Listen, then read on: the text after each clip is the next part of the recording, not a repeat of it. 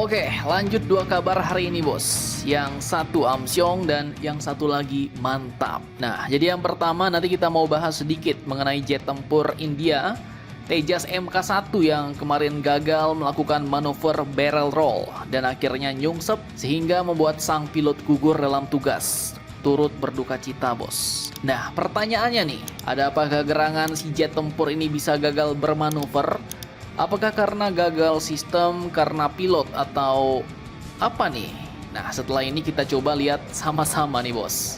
Kemudian kabar kedua nanti yang cukup manjos. Pemerintahan kita Indonesia baru saja kemarin tanggal 20 November melakukan pertemuan dengan konglomerat Rusia nih bos. Nah, kalau sampai presiden yang turun gunung artinya ada kerjasama mantap nih. Lantas kerjasama apakah itu yang mau dijalin dengan konglomerat Rusia itu, dan siapakah sebenarnya konglomerat Rusia itu? Penasaran beritanya?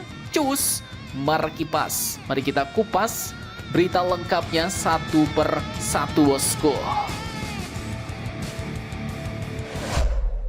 Oke, yang pertama kita bahas jet tempur Tejas India yang baru-baru ini lagi bernasib amsyong bos. Jatuh saat demonstrasi manuver di depan banyak orang saat flying display di hari terakhir Dubai Air Show 2025 di Bandara Internasional Al Maktoum pada Jumat 21 November 2025 kemarin pukul 14:10 siang waktu setempat bos.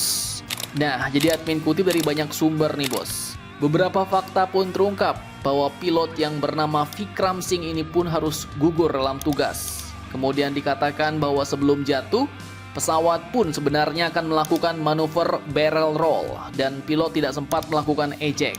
Nah, ini dia bos, kata kuncinya barrel roll. Apa tuh Min? Oke, jadi barrel roll ini gerakan seperti dalam video. Jadi pesawat melakukan rotasi 360 derajat sambil tetap mempertahankan arah gerak ke depan bos, dan mengikuti lintasan seperti permukaan bagian dalam dari sebuah barrel. Barrel itu maksudnya tong atau drum bos, maka disebutlah dia barrel roll. Mungkin banyak yang bilang altitude-nya kurang bang, tapi kalau admin lihat-lihat video di YouTube, ketinggiannya itu wajar bos. Banyak yang kayak gitu juga dan aman. Terus kalau dibandingkan dengan jet-jet tempur lain yang berhasil melakukan barrel roll, itu kecepatan Tejas kemarin juga mendukung bos. Namun yang sepertinya kurang, itu sepertinya adalah sudut awal hidungnya. Nah, jadi kalau Mimin ceki-ceki di artikel internet tadi malam terkait manuver barrel roll ini, ketika pesawat akan melakukan manuver barrel roll ini, sebenarnya si pilot awalnya harus naik dulu bos, atau pull up ke atas sambil membentuk spiral. Jadi moncongnya agak naik ke atas, kemudian baru dia berputar atau melakukan roll sambil maju ke depan, lalu turun dan kembali stabil. Nah, di sini dari video admin lihat sepertinya si Tejas ini langsung ngeroll tanpa naik dulu bos. Dan jika pilot ngeroll duluan tanpa cukup pitch up atau hidung pesawatnya kurang menghadap ke atas, maka lintasannya pun akan menjadi lebih ke arah roll biasa. Jadi bukan barrel roll lagi namanya. Sehingga saat selesai roll, maka nose atau hidung pesawat akan turun dan pesawat langsung kehilangan ketinggian. Nah, itu yang admin tangkap ya, kurang lebih begitulah. Kalau salah ya admin pun kurang paham juga, karena admin bukan pakarnya bos.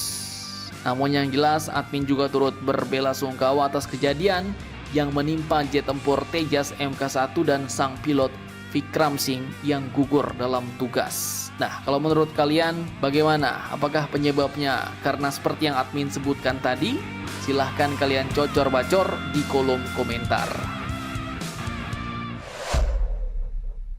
Oke, lanjut kabar kedua yang cukup gacor nih. Pertemuan antara Pak Prabowo dan konglomerat Rusia. Nah, ada apa nih? Jadi admin kutip dari banyak sumber berita berikut. Pada Kamis 20 November 2025 kemarin di Istana Kepresidenan Jakarta, Pak Prabowo pun telah menerima tamu pentingnya, konglomerat Rusia bos, yaitu dari Sistema Group, sebuah konglomerasi raksasa asal Rusia. Dan Sistema Group ini pun bukan perusahaan ece-ece nih, tapi mereka punya kekaisaran bisnis dari A sampai Z.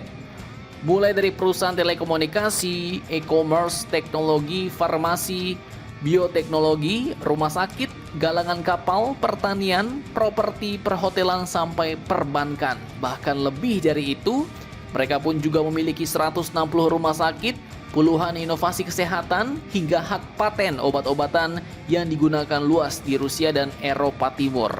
Dengan kata lain, yang datang ke Indonesia ini bukan perusahaan biasa, bos, tapi adalah tulang punggung industri Rusia. Kemudian seluruh jajaran top level eksekutifnya pun ikut hadir, mulai dari Mr. Vladimir Yevtusenkov, yaitu sang pendiri sekaligus pemilik besar Sistema Group. Kemudian ada CEO-nya, para direktur hingga anggota dewan perusahaan yang didampingi langsung oleh dubes Rusia, yaitu Mr. Sergei Tolchanov. Nah, pertemuan ini pun merupakan tindak lanjut, bos, dari pembahasan sebelumnya antara Pak Prabowo dan Sistema Group di Saint Petersburg, Rusia pada bulan Juni lalu saat ajang SPIF 2025. Dan kemarin, semua pembicaraan itu pun dilanjutkan. Nah loh, lantas apa saja yang dibahas? Apa rencana mereka di Indonesia? Oke, jadi masih dari sumber-sumber yang sama. Dalam pertemuan di Jakarta ternyata banyak sektor besar yang masuk dalam prioritas kerjasama mereka, bos. Dan ini serius. Pertama, mulai dari kesehatan. Sistema Group ini pun tertarik bekerja sama dengan dua perusahaan plat merah Indonesia, yaitu Bio Farma dan Kimia Farma. Mereka menawarkan teknologi obat generik murah, paten farmasi, dan jaringan rumah sakit. Dan jika berhasil, Indonesia pun mungkin bisa mendapatkan obat lebih murah, teknologi produksi modern, dan pengetahuan baru bagi industri farmasi lokal. Kemudian yang kedua adalah kerjasama galangan kapal dan teknologi transportasi masa depan, bos. Jadi Sistema Group ini juga memiliki salah satu galangan kapal terbesar di Rusia, dan mereka berencana untuk membangun pabrik kapal listrik penumpang di Indonesia. Berdaya angkut 100-200 orang untuk kebutuhan transportasi antar pulau, wisata bahari, dan layanan logistik ramah lingkungan. Indonesia sendiri adalah negara kepulauan, bos. Dan teknologi kapal listrik ini pun bisa mengubah masa depan transportasi maritim kita. Dan rencananya proyek ini pun bakal dikerjakan bersama PT PAL dan para produsen lokal. Kemudian yang ketiga, mereka juga mau kerjasama di bidang pariwisata dan perhotelan. Jadi Sistema Group Rusia ini pun juga punya jaringan hotel besar di Rusia. Dan kini mereka ingin masuk ke pasar Indonesia, bukan hanya untuk berinvestasi, tapi juga mau mengelola hotel yang sudah ada, sehingga mungkin bisa menciptakan investasi sektor pariwisata, lapangan kerja baru, sampai dengan peningkatan standar hospitality di Indonesia. Kemudian yang keempat, kerjasama pendidikan. Rusia juga menawarkan program pelatihan bahasa Rusia bagi universitas di Indonesia, termasuk pengiriman instruktur resmi. Dan semua ini bukanlah langkah yang kecil, bos. Tapi ini adalah langkah untuk membangun infrastruktur hubungan jangka panjang Indonesia-Rusia. Dan kalau semua progres ini berjalan mulus, maka langkah ini pun bisa dikenang sebagai salah satu batu pijakan penting hubungan ekonomi Indonesia-Rusia di masa yang akan datang. Nah, jadi bagaimana menurut kalian tentang hal ini? Jangan lupa komentar, tetaplah kalian barbar, dan jangan santuy terus. Demi Indonesia tangguh, salam Indomax, Indo, make it sense.